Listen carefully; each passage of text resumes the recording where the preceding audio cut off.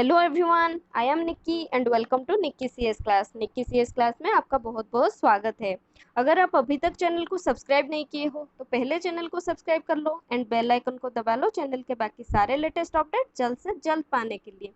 सो आज के इस वीडियो में हम देखने जा रहे हैं लिंक यूटिलाइजेशन थ्रू क्वेश्चंस। ठीक है, तो लिंक यूटिलाइजेशन देखेंगे एंड जैसे कि हमने लास्ट वीडियो में देखा था transmission delay, propagation delay and हमारा बैंडविड्थ, ये सब का डेफिनेशन क्या होता है विथ 3-4 क्वेश्चन हम देखे थे। ठीक है, सो ऐसे ही इस वीडियो में भी हम लिंक यूटिलाइजेशन देखेंगे थ्रू क्वेश्चंस। ठीक है, तो चलिए स्टार्ट करते हैं।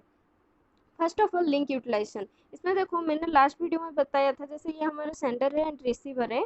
सेंडर क्या करता है, डाटा को लोड कर लेता है एंड जब ये मीडिया में आ जाता है, ठीक है, फुल्ली टोटली लोड होके, तो इसको हम क्या बोलते हैं, जितना टाइम लेता है उसको हम ट्रांसमिशन टाइम बोलते हैं। एंड जैसे ही हमारा डाटा फ्लो होके रिसीवर के एंड तक पहुंच जाता है एंड रिसीवर में डाटा का हमारा लास्ट बिट पहुंच जाता है, रीच हो जाता है, जितना टाइम लगता है उसको हम क्या बोलते हैं, प्रोपागेशन टाइम। ठीक है, सो ऐसे ही जब रिसीवर के एंड में हमारा डाटा पहुंच गया उसके बाद क्या होता है, हमारा रिसीवर क्या करता है, एक एक्नॉलेजमेंट सेंड करता है। ठीक है, तो एक्नॉलेजमेंट जब मीडिया में आ जाता है उसको हम क्या बोलते हैं, ट्रांसमिशन टाइम ऑफ एक्नॉलेजमेंट। और जब हमारा एक्नॉलेजमेंट सेंडर तक पहुंच जाता है उसको हम क्या बोलते हैं, प्रोपागेशन टाइम ऑफ एक्नॉलेजमेंट। ठीक है, so acknowledgement size is more less than data size. ठीक है, डेटा साइज हमारा जितना होता है उससे एक्नॉलेजमेंट साइज बहुत कम होता है। ठीक है, डाटा हमारा एमबीज जीबीज में होने से होता है एंड हमारा जो एक्नॉलेजमेंट है वो नॉर्मली सम बीट में होता है। ठीक है, सो यहाँ पर क्या हो जाएगा, देखो जैसे हमारा एक्नॉलेजमेंट का ट्रांसमिशन टाइम अगर हम फाइंड करें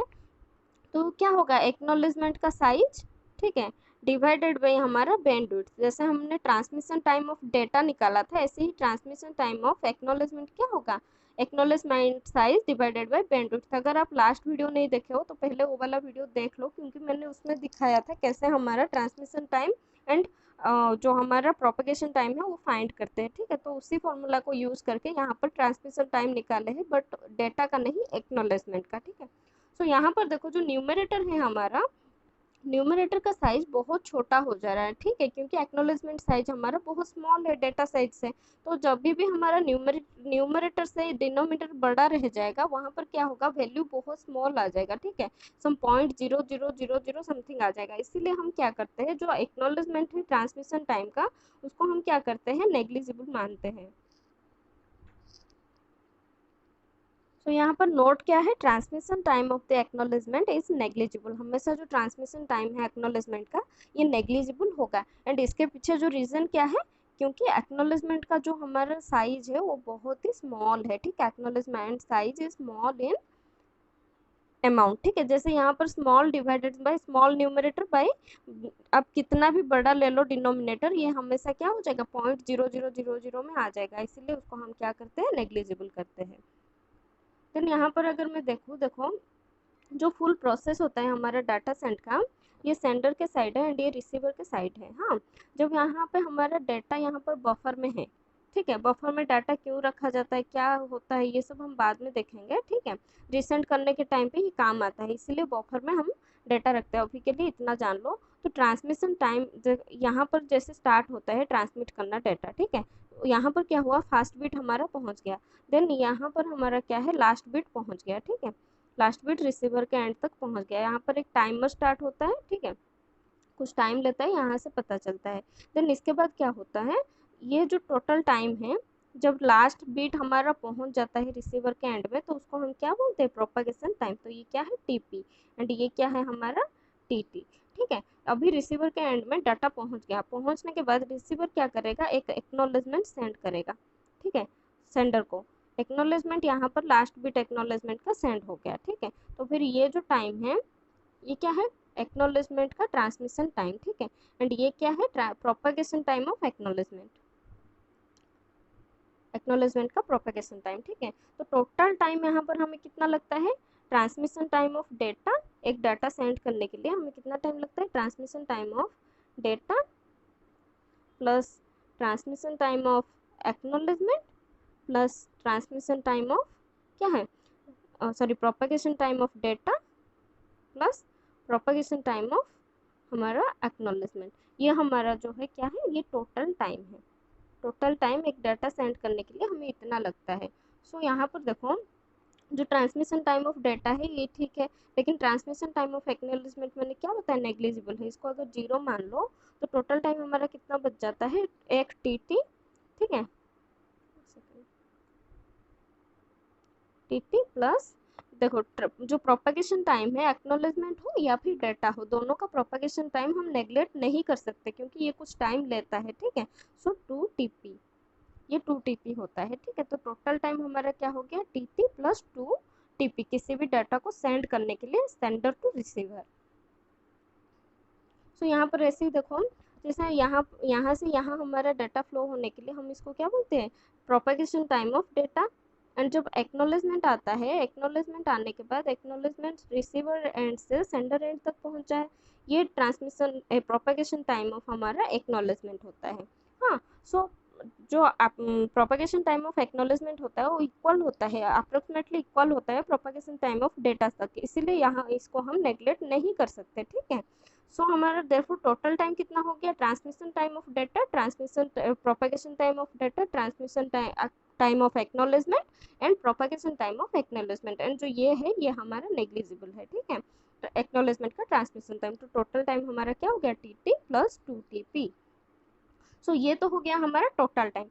सो यहाँ पर लिंक यूटिलाइजेशन कितना होता है, ये जो हमारा लिंक है ये कितना टाइम तक यूटिलाइज होता है, जैसे मैंने बताया यहाँ पर कुछ ट्रांसमिशन टाइम है, ठीक है, फिर प्रोपेगेशन टाइम है, फिर प्रोपेगेशन टाइम है, ठीक है। तो ये जो ट्रांसमिशन टाइम इतना अमाउंट ही हम यूज कर रहे हैं, एंड प्रोपेगेशन टाइम हम क्या कर रहे हैं वेट कर रहे हैं। ये एग्जाम्पल हमारा स्टॉप एंड वेट का भी है, जो हमारा फ्लो कंट्रोल है, इसके बाद हम देखेंगे। तो स्टॉप एंड वेट के लिए ये फॉर्मूला यूज होता है, एंड लिंक यूटिलाइजेशन के लिए भी यही यूज होता है। तो हमारा टोटल टाइम यूटिलाइज कितना हो रहा है इतना, तो इसीलिए हमारा जो लिंक यूटिलाइजेशन का फॉर्मूला क्या हो जाएगा T divided by total time कितना है T plus 2 T. 2 time propagation use होता है, एक्नॉलेजमेंट प्लस डाटा, एंड ये हमारा डेटा सेंड के लिए कितना हो रहा है एक ट्रांसमिशन टाइम इंटू 100। तो यहाँ पर क्या हो जाएगा हमारा ये लिंक यूटिलाइज हो जाएगा, इसको भी हम क्या बोलते हैं एफिशिएंसी बोलते हैं, ठीक है। सो ये हमारा लिंक यूटिलाइजेशन का फॉर्मूला है T by T plus 2 T into 100। सो इसको लेके देखो लास्ट वीडियो में हमने 2 क्वेश्चन प्रैक्टिस किया था, एंड यहाँ पर हमारा ये थर्ड क्वेश्चन है। थर्ड क्वेश्चन अगर हम यहाँ पर देखें तो यहाँ पर दिया है लिंक यूटिलाइजेशन इक्वल टू 50%, तो calculate T and 2 T, sorry TP, ठीक है। या लिंक यूटिलाइजेशन अगर आपका 50% है तो हम हमें यहाँ पर क्या निकालना है transmission time and propagation time निकालना है, ठीक है। सो इस क्वेश्चन को अगर हम देखें, सो लिंक यूटिलाइजेशन का फॉर्मूला क्या है T divided by T plus 2 T equal to 50 दिया है, ठीक है। Link utilisation into 100 equal to 50 दिया है। दैट इम्प्लाइज ये कितना हो जाएगा T divided by T plus 2 T equal to कितना हो जाएगा 1/2, ठीक है। ये 100 अगर यहाँ पे मैं ले आऊँ तो ये क्या हो जाएगा 1/2। अभी क्रॉस मल्टीप्लाई अगर हम कर दे तो 2 टी इक्वल टू कितना होगा टी प्लस 2 टी, ठीक है। सो टी अगर यहाँ पे मैं माइनस करूँ तो यहाँ पर मुझे क्या मिल जाएगा टी, ये टी यहाँ पर माइनस कर देने से टी इक्वल टू 2 टी। सो ये एक इम्पोर्टेंट फॉर्मूला है, ये एक इम्पोर्टेंट फॉर्मूला है। अगर आपका लिंक यूटिलाइजेशन गिवन है 50%, तो इतना कुछ निकालना ज़रूरत नहीं है, यहाँ पर आप डायरेक्ट फॉर्मूला पुट कर सकते हो क्या टी इक्वल टू 2 टी, ठीक है। अगर 50% आपका लिंक यूटिलाइजेशन है तो फॉर्मूला क्या है यहाँ पर ट्रांसमिशन टाइम हमेशा 2 इंटू प्रोपेगेशन टाइम हो जाएगा, ठीक है। तो नेक्स्ट अगर यहाँ पर देखूँ तो यहाँ पर एक इम्पोर्टेंट फॉर्मूला क्या हो गया if link utilisation equal to 50%, transmission time हमेशा क्या होगा 2 इंटू प्रोपेगेशन टाइम, ये जो मैंने लास्ट दिखाया सॉल्व करके यही इस पर लिखा है ब्रॉडली, ठीक है। सो नेक्स्ट देखो यहाँ पर डायरेक्ट दे दिया है link utilisation equal to 50%, length equal to 200 meter, velocity equal to 2 into 10⁸ meter पर second, then calculate data size पूछा है, ठीक है। यहाँ पर हमारा बैंड विड्थ पे दिया है 10 Mbps, जो छूट गया है, ठीक है, 10 Mbps दिया है।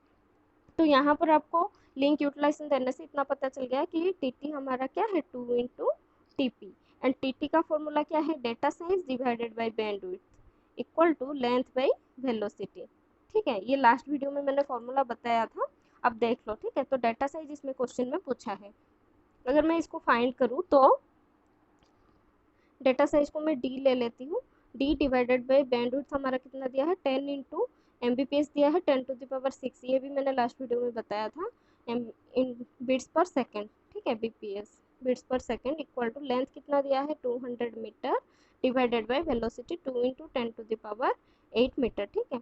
अगर यहाँ पर 10⁻7 6 यहाँ पर 1 है, 7 को यहाँ पे कट कर लूँ तो 10 बच जाता है, 2 से 2 डिवाइड करने से 100 बच जाता है, यहाँ पर 2 है, 2 टीपी है, ये 2 मैं भूल गई थी, ठीक है।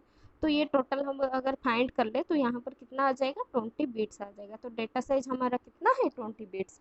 सो देखो कितना इजीली फाइंड हो जा रहा है। अगर लिंक यूटिलाइजेशन आपको 50% दे रखा है तो यहाँ से क्लू क्या पता चलता है, T T equal to 2 TP. Then next यहाँ पर वही क्वेश्चन का आंसर दिया है,